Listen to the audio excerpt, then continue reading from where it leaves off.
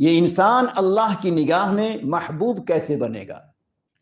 کہ اس کے سارے عیب پہ پردے پڑ جائیں، اس کی کمزوریوں پر پردہ پڑ جائے، اور انسان کے اندر کچھ وہ صفات ہوں جو صفات نمایاں، جو صفات سب سے زیادہ اوپن نمایاں ہوں، وہ صفات کیا ہیں؟ تو یاد رکھیے کہ انسان تمام تر کمزوریوں کے باوجود انسان میں انسانیت کی 4 خوبی کا ہونا ضروری ہے۔ ہر انسان میں آدمیت اور انسانیت کی 4 خوبی کا ہونا ضروری ہے۔ اگر وہ 4 خوبیاں ہیں تب تو انسان اشرف المخلوقات ہر اعتبار سے ہے اور خدا کی نگاہ میں محبوب ہے۔ پہلی چیز کہ انسان میں علم کامل ہونا چاہیے۔ علم کامل، وہ علم جسے کامل کہا جاتا ہے، اور یہ وہ علم ہے جسے ہمارا علم الہی اور علم نبوی کہتے ہیں۔ علم الہی اور علم نبوی یہ علم کامل ہے۔ تو ہر انسان میں علم الہی ہونا ضروری ہے۔ دوسرے نمبر پہ ہر انسان میں عمل کامل ہونا چاہیے۔ عمل کامل سے مراد وہ عمل جو اسوہ نبوی کے مطابق ہو، نبی اکرم صلی اللہ علیہ وسلم کے طریقے، آپ کی سنت، آپ کے اسوے کے مطابق ہو۔ اور تیسری خوبی انسان کی کہ اس میں اخلاص للہیت بھی ہو، جو عمل کرتا ہو اللہ واسطے کرتا ہو، غیر اللہ کا خیال اس کے عمل میں نہ ہو۔ اور ان تینوں چیزوں کو درجہ کمال تک پہنچانے والی چوتھی چیز علم، عمل، اخلاص، ان تینوں کو درجہ تکمیل تک پہنچانے والی چوتھی چیز، درجہ کمال تک پہنچانے والی چوتھی چیز، اسے درد دل کہتے ہیں،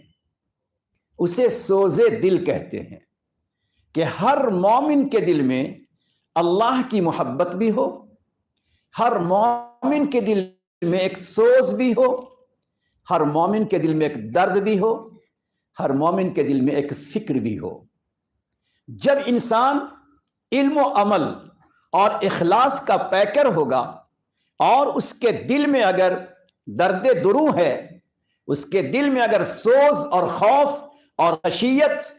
ایک فکر اگر سوار ہے، تو پھر انسان سے اگر کوئی کمی کوتاہی اگر ہو جاتی ہے تو اس کا دل بے چین ہو جاتا ہے کہ میرے اللہ کے سامنے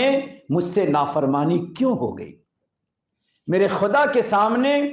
معصیت اور گناہ مجھ سے کیوں ہو گیا۔ یہ اس کا درد دل اسے بے چین کر دیتا ہے، اور جب تک توبہ تائب نہیں ہوتا اس وقت تک اسے قرار نہیں آتا۔ چند مثالیں سنیے گا کہ جب انسان کے دل کی یہ کیفیت ہوتی ہے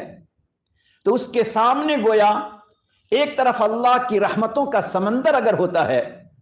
تو دوسری طرف اللہ کے غیظ و غضب، اللہ کے جلال، اللہ کی پکڑ، اللہ کی جہنم کا نظارہ بھی ہر دم اس کے دل پر ہوتا ہے۔ اور جب دل پر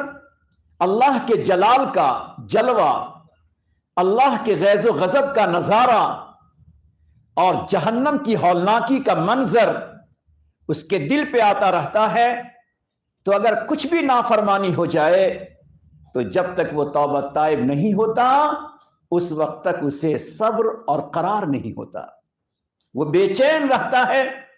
کہ جس طرح مچھلیاں پانی کے بغیر تڑپتی اور بے چین ہوتی ہیں، اسی طرح یہ مومن صادق اللہ کے سامنے تڑپتا رہتا ہے،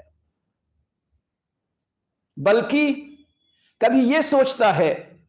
کہ اگر مجھے دنیا میں ہی سزا مل جائے تو وہ سزا مجھے گوارا ہے، مگر خدا کے روبرو ہونے کے بعد،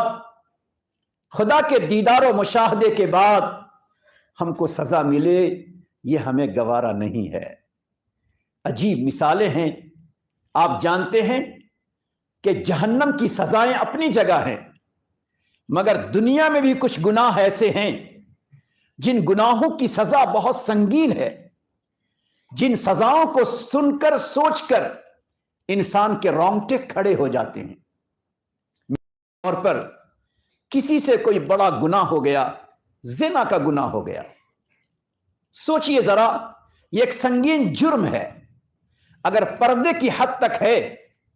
تو اللہ رب العزت جانبین کو توبہ طائب ہونے پہ معاف کر دیتا ہے۔ لیکن تاریخ میں ایسی مثالیں ہیں کہ بعض حضرات سے یہ گناہ ہوا، اگر وہ اپنے اور خدا کے درمیان اس گناہ کو پوشیدہ رکھ کر توبہ طائب ہو جاتے تو یہ گناہ معاف ہو جاتا، مگر محشر کی رسوائی، جہنم کی ہولناکی، خدا کے غیظ و غضب کی پکڑ، اس کا دھیان اتنا ان پہ رہا کہ نبی علیہ الصلوۃ والسلام کے پاس ایک عورت آ جاتی ہے، قبیلہ جہینہ کی ایک عورت جو جانتی ہے کہ میں اپنی زبان سے اگر اپنے گناہ کا اقرار کروں گی، اپنی زبان سے اگر اقرار کر لوں گی تو اس کی سزا یہ ہے کہ مجھے پتھر مار مار کے سنگسار کیا جائے گا، مجھے رجم کیا جائے گا، مجھے اتنی دیر تک پتھر چاروں طرف سے برسا برسا کے مارا جائے گا کہ میرے سر، میرے بدن سے خون بہ بہ کے جب تک میں زمین پہ گر نہ جاؤں، میری روح نکل نہ جائے، اس پتھر سے مارا جائے گا۔ وہ قبیلہ جہینہ کی ایک عورت، اس کے دل پہ خوف الہی، اس کے دل پر جہنم میں جانے کا خوف اتنا سوار کہ کہیں ایسا نہ ہو کہ میرا یہ جرم خدا نے معاف نہ کیا تو جہنم کے انگارے پر میں جلوں، اس سے کہیں بہتر ہے کہ میں پیارے آقا کے دربار میں جاؤں اور اپنے جرم کا اقرار کر کے کہہ دوں کہ مجھ سے یہ جرم ہوا ہے، جو سزا دنیا میں ہو سکتی ہے وہی سزا ہمیں دے دی جائے۔ اللہ اکبر، ایک بڑی غلطی ہوئی ہے، ایک بڑا گناہ ہو گیا بشری تقاضے کی بنیاد پر۔ عجیب بات، وہ خاتون حمل سے ہے، نبی علیہ الصلوۃ والسلام نے فرمایا ان کے خاندان سے کہ ان کو لے جاؤ، ان کا وقت پورا ہو جائے گا، بچے کی ولادت ہو جائے گی۔ بچے کی ولادت کے بعد بھی وہ عورت کہہ سکتی تھی کہ ہم نے زنا نہیں کیا ہے، مگر ولادت کے بعد پھر آ گئی اپنے بچے کو لے کر۔ آپ نے فرمایا کہ اسے لے جاؤ، ابھی بچے کو دودھ پلانے کا زمانہ ہے۔ وہ منظر صحابہ نے کھینچا ہے کہ کتنا خوف تھا اس عورت کے دل میں کہ اپنے بچے کو گود میں لے کر آتی ہے، اس بچے کے ہاتھ میں روٹی کا ٹکڑا ہے، اور خود سے آ کے اقرار کرتی ہے دربار رسالت میں کہ اب میں اپنے بچے سے فارغ ہو چکی ہوں، میرا بچہ میرے دودھ کے بغیر رہ سکتا ہے، روٹی کا ٹکڑا لیے ہوا ہے، اب مجھے آپ وہ سزا دے دیں، کیونکہ آخرت کی سزا کے مقابلے میں میں یہی سزا لے لینا چاہتی ہوں۔ سوچئے ذرا، کیا خوف تھا، اور جہنم کی اس ہولناکی کا کیا منظر اس خاتون کے سامنے تھا۔ لیکن شریعت کا حکم تھا، کچھ مصلحتیں تھیں، نبی علیہ الصلوۃ والسلام نے اسے سنگسار کرایا، پتھر مار مار کر اس عورت کی جان نکل جاتی ہے۔ صحابی نے کہہ دیا، کسی صحابی نے کہہ دیا، کیسی تھی یہ عورت جس سے اتنا بڑا جرم ہو گیا؟ آپ نے فرمایا تم اس عورت کے اس جرم، اس کے گناہ پر، اس کے اوپر تم کامنٹ اور تنقید کرتے ہو، ارے اس اللہ کی بندی نے ایسی توبہ کی ہے، ایسی توبہ کی ہے کہ 70 بڑے بڑے گناہگار کے توبہ کے برابر ہے۔ ایسی توبہ جس سے 70 بڑے بڑے گناہگاروں کی گناہ معاف ہو جائیں۔ میں کہنا چاہتا ہوں کہ جب دل اللہ کے خوف سے، درد دل سے، سوز دروں سے حاصل ہوتا ہے، فکر آخرت اسے حاصل ہوتی ہے، تو انسان چاہتا ہے کہ دنیا میں ہی ہمیں سزا مل جائے تاکہ آخرت کی سزا سے ہم پناہ مل جائے۔ یحییٰ ابن کثیر رحمۃ اللہ علیہ تابعی ہیں، راوی ہیں، حدیث کے راوی ہیں، وہ بیان کرتے ہیں کہ کیسا مبارک زمانہ تھا کہ ایک جوان، اس کی نگاہوں نے غلط دیکھ لیا، آنکھوں سے غلط دیکھ لیا، تو خدا کے گھر میں آیا، اور آنے کے بعد یہ کہتا ہے کہ پروردگار، ان آنکھوں نے جو غلط دیکھا اس کی سزا تو محشر میں بھی ہے، اور اللہ اس کی بڑی سزا یہ ہے کہ محشر میں اہل ایمان کو آپ کے چہرے کا دیدار ہوگا، لیکن اب مجھے یقین ہے کہ میری آنکھوں نے جو غلط دیکھا شاید میں آپ کے دیدار سے محروم کر دیا جاؤں گا۔ میرے مولا، میں آخرت کی اس عذاب سے بچنے کے لیے، آخرت کی اس عذاب سے بچنے کے لیے، تیرے دیدار کی محرومی سے بچنے کے لیے پروردگار میں چاہتا ہوں کہ دنیا میں ہی تو مجھے اندھا بنا دے۔ یحییٰ ابن کثیر بڑے انسان گزرے ہیں، ان کی روایت ہے، یہ ان کا نقل کیا ہوا ہے۔ فرماتے ہیں وہ بندہ 20 سال تک نابینا رہا، 20 سال تک نابینا رہا، اور 20 سال تک کبھی اس نے خدا کے سامنے دعا نہیں کی کہ مولا میری آنکھ کو ٹھیک کر دے۔ ہمیشہ یہی سوچتے رہے میرے ایک دفعہ اس گناہ کی سزا یہی ہے کہ میں اندھوں کی طرح دنیا میں چلوں۔ 20 سال کا زمانہ گزرنے کے بعد اس نے خدا سے کہا پروردگار ہم نے گناہ ضرور کیا ہے اور ہم ہر قسم کی سزا کے لائق ہیں۔ اللہ 20 سال کا زمانہ ہو گیا قرآن کو دیکھے ہوئے، 20 سال کا زمانہ ہو گیا تیری مسجدوں کو دیکھے ہوئے، اللہ اب تو میری آنکھ کو ٹھیک کر دے۔ یحییٰ ابن کثیر کہتے ہیں اس کے درد دل کا حال اللہ کو اتنا پسند آیا کہ 20 سال کے بعد وہ بندہ پھر بینا اور دیکھتا ہو گیا۔ پتہ چلتا ہے کہ ہمیں جس چیز کی ضرورت ہے، ہمیں جس دولت کی ضرورت ہے، عمل اور علم و اخلاص کے ساتھ ساتھ وہ درد دل کی ضرورت ہے، وہ سوز دل کی ضرورت ہے۔ وہی سوز دل، وہی درد دل اگر ہو تو انسان کا حال بہتر سے بہتر ہوتا ہے۔ ورنہ اگر علم اگر ہے، یاد رکھیے گا، علم اگر ہے، غالباً ابن جوزی نے لکھا ہے، علم اگر ہے اور درد دل اگر نہیں ہے، خوف خدا اگر نہیں ہے، تو کہیں نہ کہیں پہ انسان سے ایسی غلطی ہوتی ہے کہ سب کچھ اس کا سلب ہو جاتا ہے، چھین جاتا ہے۔ تزکیۃ الحفاظ میں غالباً لکھا ہے کہ ایک جوان لڑکا قرآن بہت بہترین پڑھتا تھا، سفر میں جا رہا تھا، عیسائیوں نے، رومیوں نے اسے گرفتار کر لیا اور اسے اپنے یہاں قید و بند میں کر دیا۔ کچھ دنوں کے بعد اس جوان لڑکے سے کہا کہ تیری سزا یہ ہے، تیری سزا یہ ہے کہ جو میرے پادری ہیں ان پادریوں کی تمہیں خدمت کرنی ہے۔ کہا کوئی حرج نہیں، میں قیدی ہوں، جو کام لینا ہو لے لو۔ چنانچہ وہ جوان مسلمان قیدی کی طرح ان پادریوں کی خدمت کرنے لگا، مگر چونکہ وہ حافظ قرآن تھا، قرآن بہت بہترین پڑھتا تھا، عمدہ لہجے میں پڑھتا تھا، صبح و شام وہ قرآن کی تلاوت کرتا تھا۔ اللہ کی شان کہ قرآن کی تلاوت سن کر، قرآن کی تلاوت کو سن کر، عمدگی کو سن کر پادری جو تھے وہ مسلمان ہو گئے۔ اللہ کی شان، مسلمان ہو گئے اس کے سننے کے بعد۔ اور عجیب بات یہ ہے کہ اس کا جی وہاں ایسا لگ گیا اور وہاں اس کی نگاہوں نے ایسی خطا کی کہ وہی بچہ وہاں کسی عیسائی لڑکی سے شادی کرنے کو تیار ہو گیا،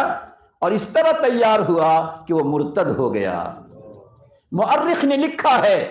کہ جس کی تلاوت پر دوسروں کو ہدایت ملی ہے، دل کی خرابی پر وہی ہدایت سے محروم ہو گیا ہے۔ اس لیے ہمیں کیا معلوم ہماری کون سا عمل، ہمارا کون سا خیال، ہمارے دل کا کون سا جذبہ ہمیں عمل محروم کر دے۔ اس لیے ہمیں سوچنا چاہیے۔ ہم اور آپ یہ حدیث سنتے ہیں کہ پیارے نبی صلی اللہ علیہ وسلم کے صدقے اور طفیل اللہ نے اس امت کو کئی سزاؤں سے محفوظ رکھا ہے۔ ان میں ایک سزا یہ ہے کہ اللہ اس امت کے چہرے کو کبھی مسخ نہیں کرتا، اللہ اس امت کے چہرے کو کبھی بدل نہیں دیتا۔ یہ فضل الہی ہے بواسطہ نبوی اور بطفیل نبوت۔ یہ اس امت کی خاصیت ہے کہ اللہ اس کے چہرے کو نہیں بدلتا، مگر عارفین فرماتے ہیں جب انسان کسی بڑے گناہ کا ارتکاب کرتا ہے جری بن کر، تو اللہ دل کو تو ضرور مسخ کر دیتے ہیں۔ چہرے کے مسخ ہونے کا نہ ہونے کا وعدہ کیا گیا ہے، دل مسخ ہو جاتا ہے۔ دل کا مسخ ہونا یہ ہے کہ دل ایسا پتھر ہوتا ہے کہ آئے ہوئے حالات کو دیکھ کر دل کے اوپر کوئی اثر نہیں ہوتا۔ لہٰذا ضرورت ہے کہ ہم ذرا اپنے دل پر، دل کے حالت پر غور کریں۔ آخری بات سنیے، سفیان ثوری رحمت اللہ علیہ فرماتے ہیں میں طواف کر رہا تھا، خانہ کعبہ کے دیوار سے لٹک کر پورا ہاتھ اوپر کر کے جیسے وہ دیوار سے لٹک رہا ہو اور ایک ہی دعا کرتا ہو، اللہ مجھے آخری وقت میں سلامتی عطا کرنا۔ میں بھی قریب ہو گیا اور میں نے کہا کہ بھائی یہ دعا کیوں کرتے ہو؟ اس نے مجھے کہا کہ ہم 4 بھائی تھے، ہم 3 بھائی گزر چکے ہیں اور دین سے زیادہ قریب نہیں بلکہ دور تھے۔ میں نے تینوں بھائی کو دیکھا ہے، میرے سگے 3 بھائی اپنے گھر میں، تینوں کی موت آئی ہے، میرے سگے تینوں بھائی کی موت میرے سامنے آئی ہے، میں نے ہر ایک کو موت کے وقت بڑی بری حالت میں دیکھا ہے، اس لیے کہ آزاد زندگی تھی۔ اس لیے میرے دوستو، اللہ رب العزت نے ہمیں رمضان کا جو مبارک مہینہ دیا ہے، ذرا اس بات کو سوچ لیں کہ اللہ نے ہمیں مدارس کی برکت سے، مکاتب کی برکت سے، علماء کی برکت سے، ہمیں دعوت و تبلیغ کے مبارک عالمی محنت کی برکت سے اللہ نے عملی زندگی بھی اللہ نے عطا فرمائی ہے۔ اس عملی زندگی کے ساتھ ساتھ ذرا دل کا درد بھی ہمیں حاصل کرنا چاہیے، دل کا سوز بھی ہمیں لینا چاہیے، دل کی خشیت بھی ہمیں لینی چاہیے، دل کا کیف بھی ہمیں لینا چاہیے، تاکہ غلطی گناہ کبھی ہو جائے تو ہم فوراً خدا کے سامنے ان آنکھوں سے اللہ کے سامنے توبہ طائب ہوں، جن آنکھوں سے توبہ طائب ہونے پر اللہ دل کو مسخ نہیں کرتا بلکہ اللہ دلوں کو پھول کی طرح سے نرم و نازک بناتا ہے۔ اللہ ہمیں یہ دولت عطا فرمائے۔ اس طرح ہم بیٹھیں جیسے نماز میں بیٹھتے ہیں، ذرا سوچیں کہ وہ چوتھی چیز جس سے علم میں، عمل میں، اخلاص میں کمال پیدا ہوتا ہے، جو درجہ تکمیل تک انسان کو جو چوتھی چیز پہنچاتی ہے، کیا زمانہ گزر گیا، بال سفید ہو گئے، پڑھتے پڑھتے تکمیل تک پہنچ گئے اور چلتے چلتے بڑھاپے کی منزل پر چل پڑے، کیا ابھی بھی ہمیں وہ درد دل، سوز دل، کیفیت دل، خشیت دل ہمیں حاصل ہے یا حاصل نہیں ہے؟ اسی بنیاد پر کسی عارف نے بڑی عجیب بات کہی ہے کہ شیطان جو تھا، ابلیس جو تھا، وہ عالم بھی تھا، وہ عالم بھی تھا، وہ عابد بھی تھا، وہ عارف بھی تھا، مگر وہ عاشق نہیں تھا۔ صرف عاشق اگر ہوتا تو کبھی ابلیس نہ بنتا، کبھی راندہ درگاہ نہ ہوتا، دائمی جہنمی لکھا نہ جاتا۔ اللہ اللہ ہر پل اس پر پھٹکار نہ پڑتی، اسی اگر عشق اور درد درو کا نہ ہونا اسے کہاں تک پہنچا دیا۔ لہٰذا ہم اس رمضان کے دنوں میں رہتے ہوئے اللہ سے درد درو کو مانگیں، سوزے دل کو مانگے، دل کی تڑپ کو مانگے، دل کی محبت کو مانگے، دل کی خشیت کو مانگے۔ اگر یہ دل کی خشیت نہ ہو تو سوچئے کہیں ایسا نہ ہو ہماری زندگی دوسروں کے لیے ہدایت بن جائے، جیسے کہ وہ حافظ قرآن کی زندگی پادریوں کے لیے ہدایت کا ذریعہ بن گئی، وہ مسلمان بن گیا مگر خود وہ ہدایت سے محروم کر دیا گیا، ایمان اس کا چھن گیا، مرتد ہونے کی حالت میں اللہ اللہ عیسائیوں کی قبرستان میں دفن کیا گیا۔ اللہ پتہ نہیں ہمارا کیا حشر ہوگا۔ ایک بہت پرانے زمانے کی بات ہے، زلزلہ آیا، بہت سے لوگ زمین میں دھسا دیے گئے، ایک اللہ والے اس راستے سے گزرے، معلوم پڑا یہ اہل ایمان کی بستی ہے، تڑپ گئے، سجدے میں گئے اور کہا میرے مولا آپ کا غضب نازل ہوا، ان تمام کو آپ نے دھسا دیا، مولا معاف کر دیجئے۔ الہام ہوا ان کے لیے مغفرت کی ضرورت نہیں ہے، نام کے تو مسلمان تھے مگر دلوں میں ایمان نہیں تھا۔ اللہ کہیں ایسا نہ ہو کہ ہم اپنے آپ کو تو مسلمان سمجھتے ہوں، اپنے آپ کو ہم اچھا سمجھتے ہوں اور کہیں وہ حدیث ہم پر آ چکی ہو کہ صبح ہوتے ہوتے مسلمان رہے گا اور شام ہوتے ہوتے ایمان چھن جائے گا، شام ہوتے ہوتے مومن رہے گا اور صبح ہوتے ہوتے ایمان چھن جائے گا، وہ اپنے آپ کو مسلمان سمجھے گا جبکہ اللہ کی نگاہ میں وہ مومن نہیں ہوگا۔ مانگیے پروردگار سے، اللہ اتنی باریک اگر ہے، اس قدر باریک معاملہ معاملہ ہے تو اللہ ہمارا معاملہ تو تیرے حوالے ہے۔ اللہ تو ہی ہمارے ایمان کی حفاظت کر سکتا ہے، اللہ تو ہی ہماری موت کے وقت ہمیں ایمان پہ ثابت قدم رکھ سکتا ہے، ورنہ میرے مولا کہیں ایسا نہ ہو کہ دنیا میں رہتے ہوئے ہم آپ کے بندوں کو دین کی بات سناتے رہے اور دین پر ان کو ہدایت ملتی رہے، اور کہیں ایسا نہ ہو ہمارے کسی جرم کی وجہ سے، ہمارے کسی خرابی کی وجہ سے اللہ تو ناراض ہو کر ہم کو ہی ہدایت سے محروم کر دے۔ اللہ اپنی شان بے نیازی سے بچائیے اور اپنی شان رحمت عطا فرما دیجئے۔ ہوا او ہرس والا دل بدل دے، ہوا او ہرس والا دل بدل دے۔ ہمیشہ دل میں ایک ہوس ہوتی ہے ہمیں ہر کوئی اچھا کہے، ہمیشہ دل میں ہوس ہوتی ہے ہمیں کوئی بہتر کہے، میں جو کرتا ہوں وہ صحیح کرتا ہوں، اللہ اللہ کبھی خیال نہیں آتا میں جو کرتا ہوں خدا کی نظر میں غلط ہوتا ہو، نبی کی نظر میں غلط ہوتا ہو۔ ہوا او ہرس والا دل بدل دے، میرا غفلت میں ڈوبا دل بدل دے، میرا غفلت میں ڈوبا دل بدل دے، گنہگاری میں کب تک عمر کاٹوں۔ سوچو، ہر کسی کے سوچنے کی بات ہے، کوئی نہ کوئی گناہ تو زندگی میں ابھی بھی جڑ پکڑا ہوا ہے۔ اللہ زمانہ گزر گیا،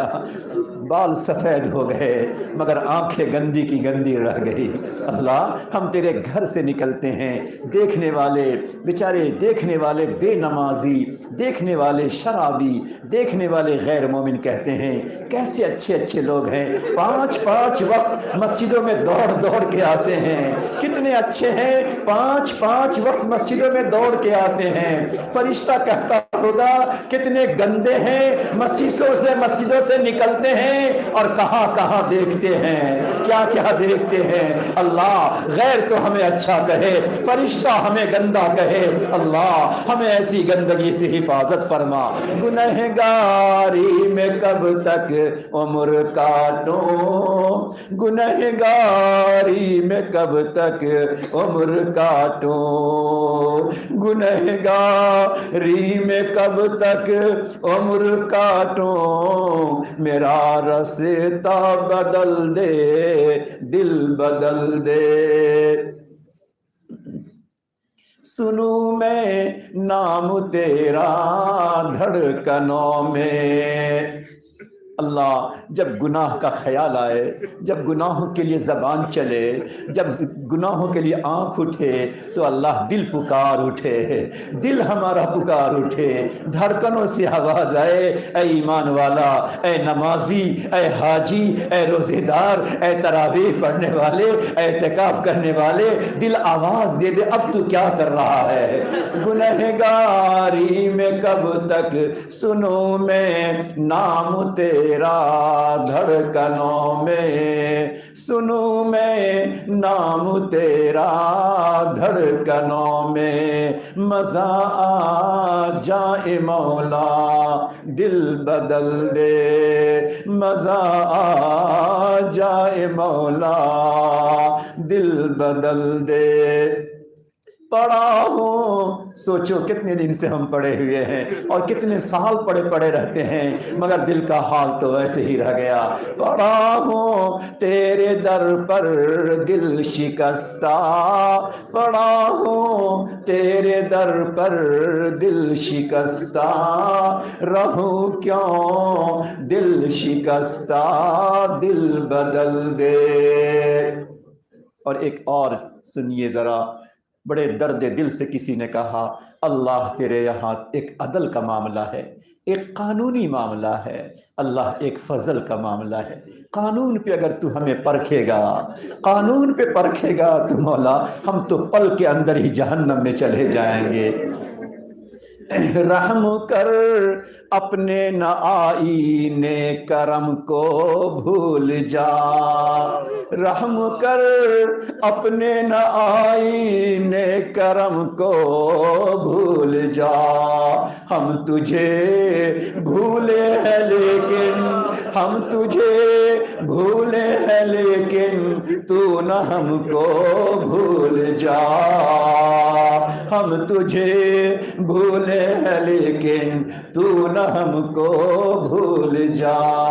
اللہ، دنیا میں تو ہم بھولے رہے، ہمارے گھر کے لوگوں نے ہمیں کفن پہنا کر قبر کے اندر رکھ کر ایک دعا کر دی، اللہ اب تیری رحمت کے حوالے کر دیا ہے۔ اللہ، گھر والے تیری رحمت کے حوالے کریں اور تو کہے میں عذاب کے فرشتوں کے حوالے کرتا ہوں، مولا اس وقت ہمارا کیا انجام ہوگا؟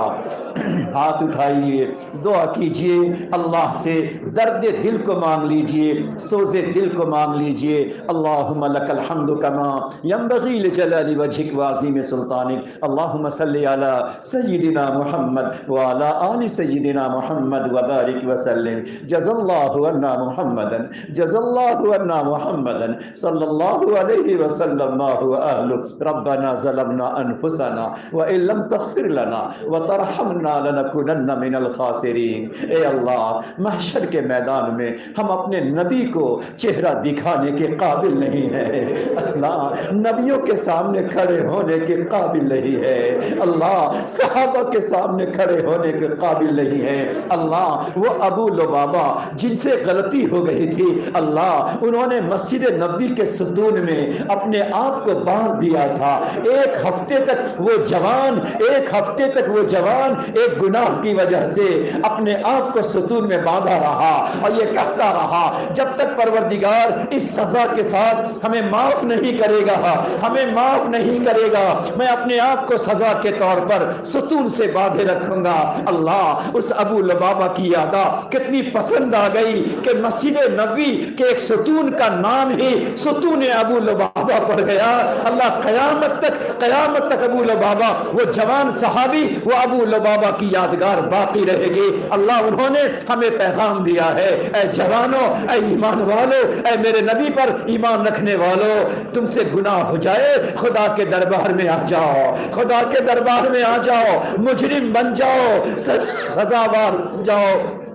اللہ کے سامنے آنسو بہا دو، پروردگار تیری مغفرت کر دے گا۔ اللہ، ہم تمام کی مغفرت فرما دے، اللہ ہمارے دل کو مسخ ہونے سے بچا دے، ہمارے دل کو مسخ ہونے سے بچا دے، ہمارے دل کے مٹ جانے سے بچا دے، ہمارے دل کے مردہ ہونے سے بچا دے، ہمارے دل کے خراب ہونے سے بچا دے، دل کے پتھر ہونے سے بچا دے۔ اللہ، ہمارے دلوں کو زندہ فرما دے، اللہ ہمارے دلوں میں محبت عطا فرما، معرفت عطا فرما، خشیت عطا فرما، اپنا سوز عطا فرما، اپنا درد عطا فرما۔ اللہ، اور یہ نعمت دینے کے بعد، اللہ یہ نعمت دینے کے بعد کسی جرم کی وجہ سے، کسی غلطی، کسی انا کی وجہ سے اللہ اس کو سلب نہ فرمانا، اللہ سلب نہ فرمانا۔ اللہ، جب تو کسی کو نعمت دے کر، دل کی نعمت دے کے سلب کرتا ہے تو اللہ اس کی واپسی بڑی مشکل ہو جاتی ہے۔ مولا معاف کر دینا، مولا جی معاف کر دینا۔ اللہ اس عشرے میں ہمیں دل کا سوز عطا فرما، دل کی خشیت عطا فرما،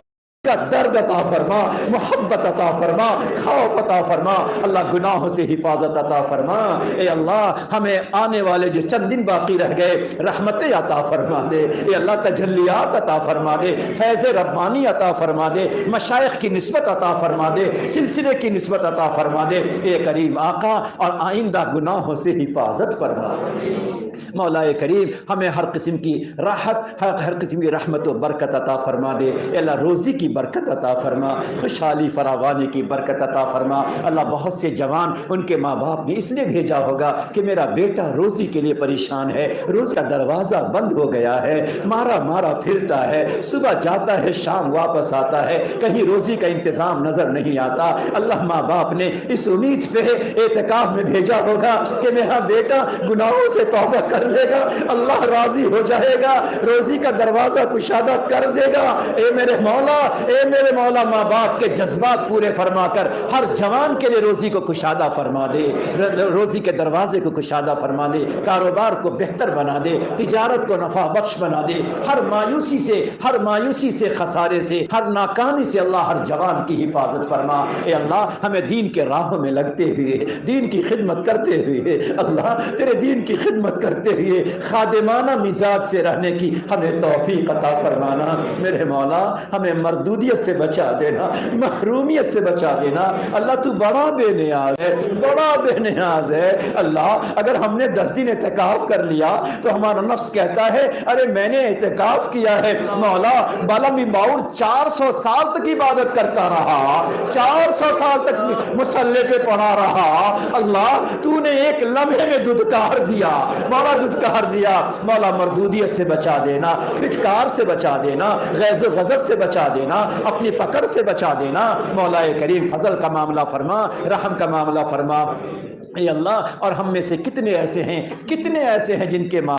اللہ دنیا سے چلے گئے ہیں، مولا بیٹا شام کو نکلتا تھا، ماں پوچھتی تھی بیٹا کب لوٹے گا، اب وہ پوچھنے والی ماں نہیں رہ گئی ہے۔ اللہ جب تک بیٹا گھر میں آتا نہیں تھا ماں کھانا لے کر بیٹھی رہتی تھی، ماں کھانا لے کر بیٹھی رہتی تھی، دوسرا کوئی کہتا کھا لو، کہتے نہیں میرا بیٹوا آئے گا جب کھاؤ گی۔ میرے مولا یہ شفقت، یہ رحمت، یہ محبت، یہ ممتا ہم محروم ہو گئے۔ اللہ وہ ممتا اور رحمت و محبت کے بدلے اللہ ان کو جنت عطا فرما دیجئے۔ رب ارحمہما کما ربیانی صغیرا، رب ارحمہما کما ربیانی صغیرا۔ اے اللہ ہمارے والدین کی مغفرت فرما، ہمارے اقرباء کی مغفرت فرما، تمام رشتہ داروں کی مغفرت فرما، ہمارے اساتذہ طلبہ کی مغفرت فرما، دوست احباب منتسبین محبین اللہ تمام کی مغفرت فرما۔ اللہ جی یہاں جتنے آپ کے بندے دور دراز سے آئے بیٹھے ہیں، اللہ کس کا فون آتا ہوگا،